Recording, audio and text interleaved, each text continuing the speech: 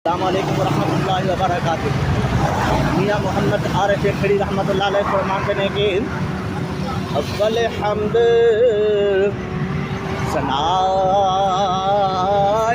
इलाही जो मालिक हर दा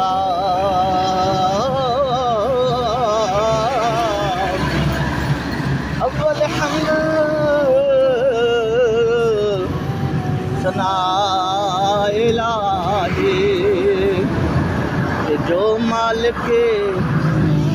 हर दा उसका नाम जितारण वाला ते किस मैदान नहर दा ले ओ यार हवाले रब दे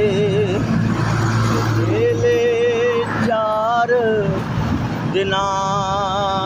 दे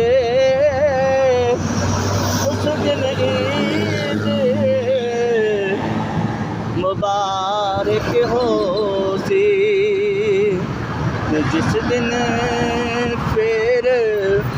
मिलांगे उस दिन ईद मुबारक हो सी जिस दिन फिर मिलांगे।